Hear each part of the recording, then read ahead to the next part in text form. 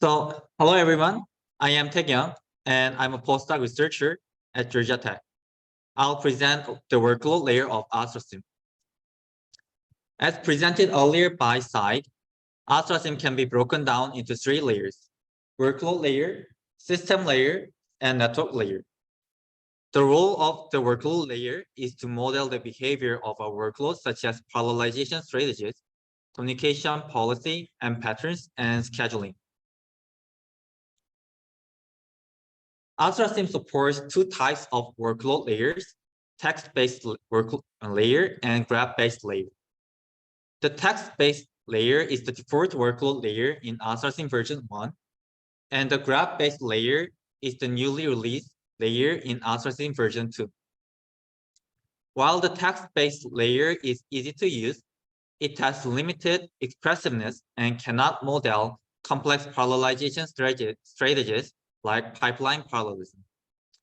To address this limitation, we have implemented the graph-based layer, which takes execution traces of a machine learning model in the form of graph.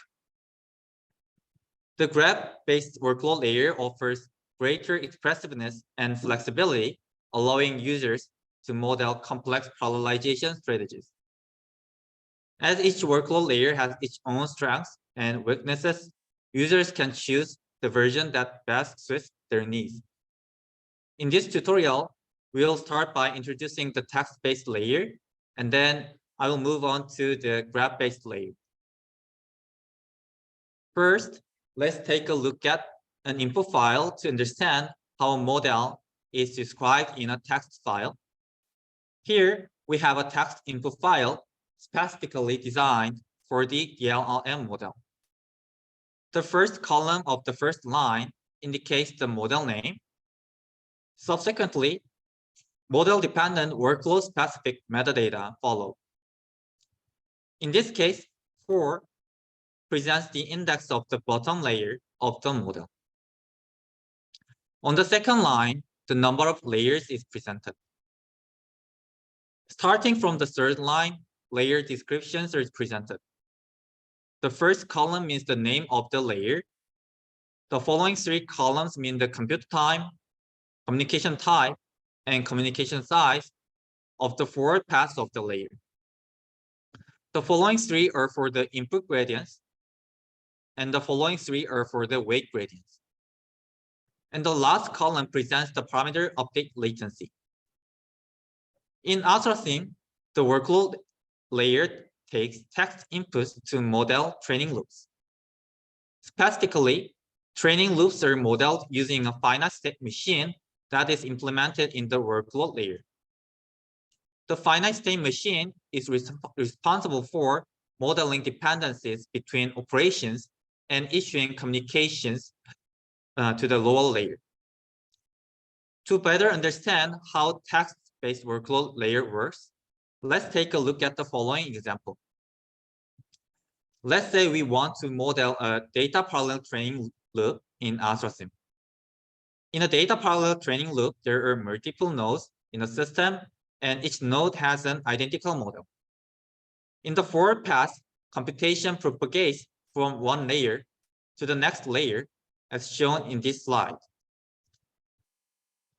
The forward path of the vanilla data parallel training loop can be visualized as shown below. Let's move on to backpropagation. In the backpropagation, there are 2 major tasks to do. One is weight gradient computation, and the other is input gradient computation. In the vanilla data parallel loop, the weight gradient is computed first, and the input gradient is computed after that. Please note that weight gradient communication is generated in the background after the weight gradient computation. This backpropagation continues until it reaches the first layer.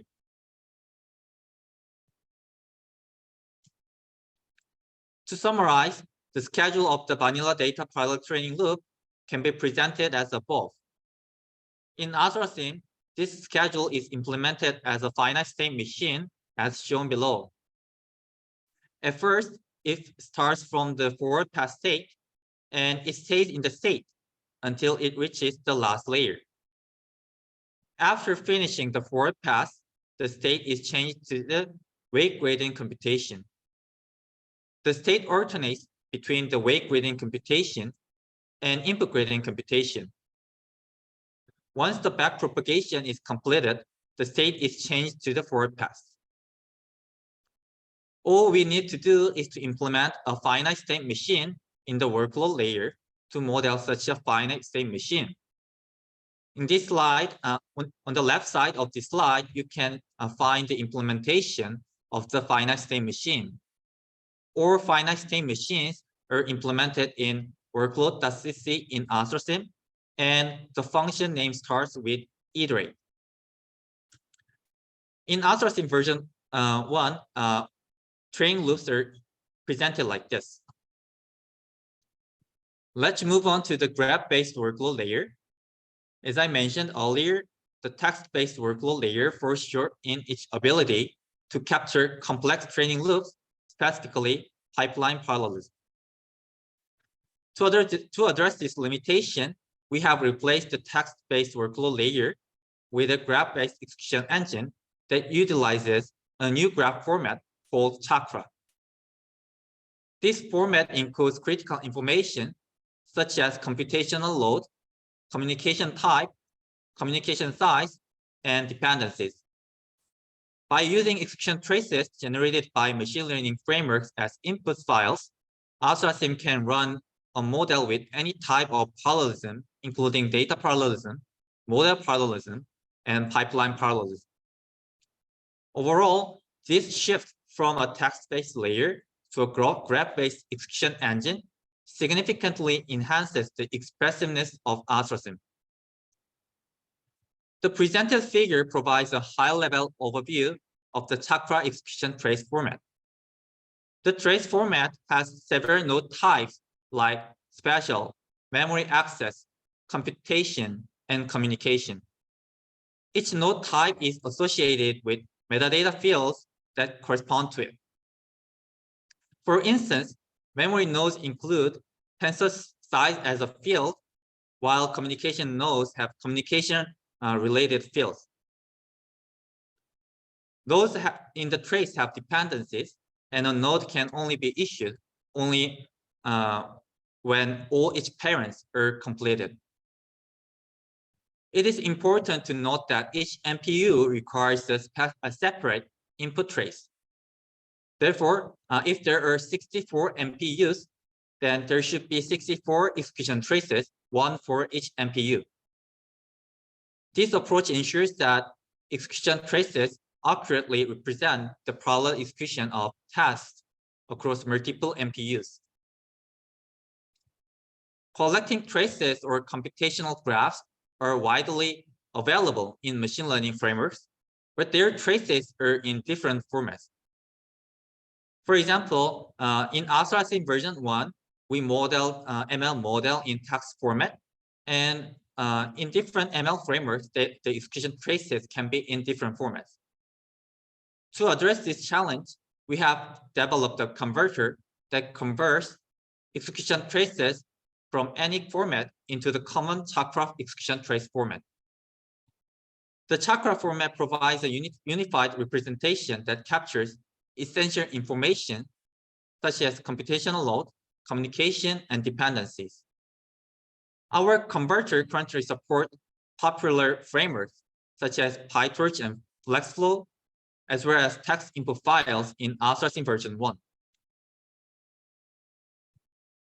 To understand how to run ASTRA-sim with execution traces, let's begin with an example using synthetic traces. First, you can clone the ASTRA-sim repository to your local machine with clone command, git clone command. Once the repository is cloned, navigate the directory and check out the chakra branch. To ensure that the graph frontend is up to date, update the sum modules recursively. It is recommended to check out the main branch of the chakra repository to make sure that graph frontend is up to date. Finally, you can build a synthetic trace generator using the remaining commands. After that, you can run ASTRA-sim with the run script. So this screenshot shows one of the synthetic traces defined in the synthetic trace generator. As mentioned earlier, execution traces must be provided for each MPU. Therefore, in this screenshot, you can see that execution traces are generated within a for loop for each MPU. To create a node, you can use add node function of the dependency graph class, and you can set the name and runtime of the node as well. You can easily define and customize your own synthetic execution traces by defining a new function like this one. To run generated execution traces, you can run the run script under the ASTRA-sim directory. And once simulation completes, the number of cycles required for each MPU to run will be displayed like this. Now let's move on to running traces from machine learning frameworks. You can find the trace converter in the Chakra repository here. So in ASTRA-sim version 1, models are presented as text inputs, and you can convert text input files in ASTRA-sim version 1 with the converter. And then you will have Chakra execution traces. In this example, I'll present how to convert a model parallel MLP layer described in a text file to an execution trace. First, you'll need to check out the tutorial branch of the Chakra repository to access the example text inputs. Once you have checked out the tutorial branch, run the setup script. After you successfully install the package, you can proceed to run the converter with the following command. When running the converter, you will need to specify several input parameters, including the input type, input file name, output file name, number of MPUs, and the number of dimensions of a network, and the number of passes of a training loop. The exact details of these parameters will depend on the specific converter implementation that you use. Note that the number of dimensions refers to the number of dimensions in a network. Let's say if there are two switches in a network topology and they're connected hierarchically, then the number of dimensions will be 2. And finally, the number of passes refers to the number of training apples. You can run the output traces with the run script under the ASTRA-sim directory. But please make sure to update the run script. And in the run script, you can find the environment variable to define the path to the trace, execution trace. You have to update the variable. Now let's move on to an example using FlexFlow, which is an auto-tuning framework that finds an optimal parallelization strategy. FlexFlow achieves this by searching the space with Markov chain Monte Carlo. FlexFlow generates the computational graph while searching the parallelization space. The Chakra converter can then support the conversion from the computational graph to the Chakra trace format, and ASTRA-sim can be used to run it. So to convert FlexFlow computational graphs into Chakra execution traces, you can run the converter with the following commands. So the input file type is FlexFlow, and you have to specify corresponding arguments like input file name, output file name, number of MPUs, and number of dimensions, and MPU frequency. And also you can run ASTRA-sim with the run script.